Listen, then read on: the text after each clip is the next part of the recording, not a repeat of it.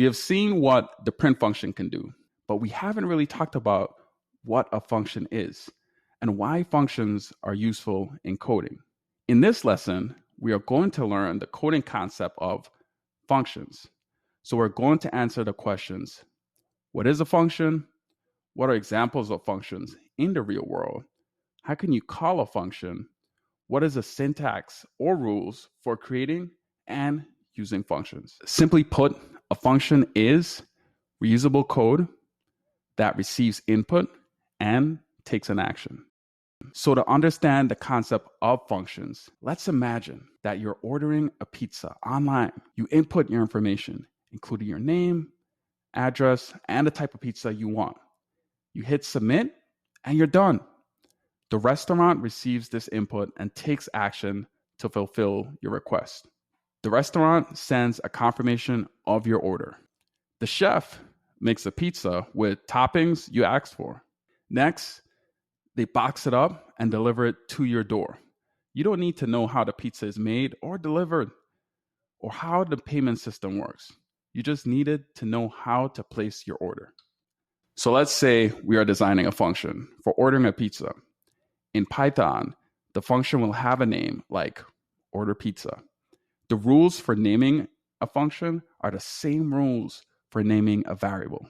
After the name, we'll need an open parentheses. And then the parameters, or the types of values that are expected, like size. And then a comma, toppings, comma, name of the customer, comma, and the address to deliver it to, followed by a close parentheses. This is how the computer programmer for the pizza shop may have designed this function. So just a recap.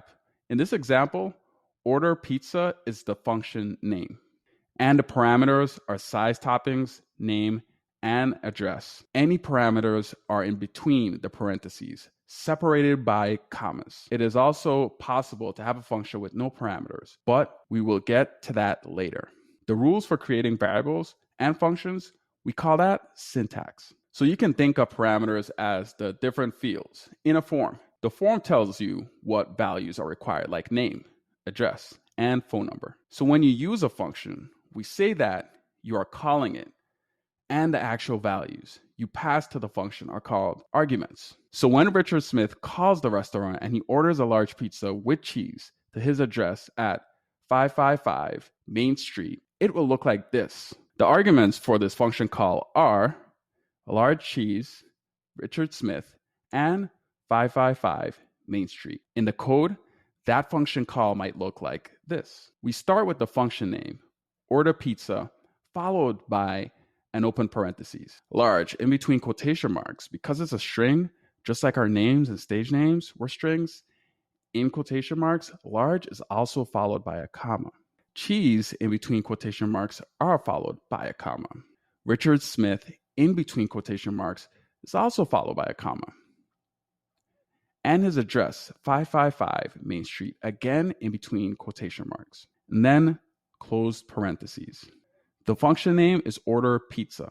The arguments, or the input for the function when we call it, are large, cheese, Richard Smith, and 555 Main Street.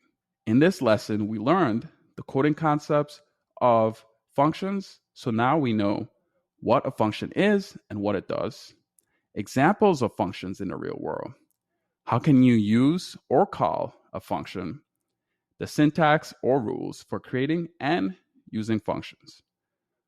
We will see you again on the next lesson of Breakbeat Code.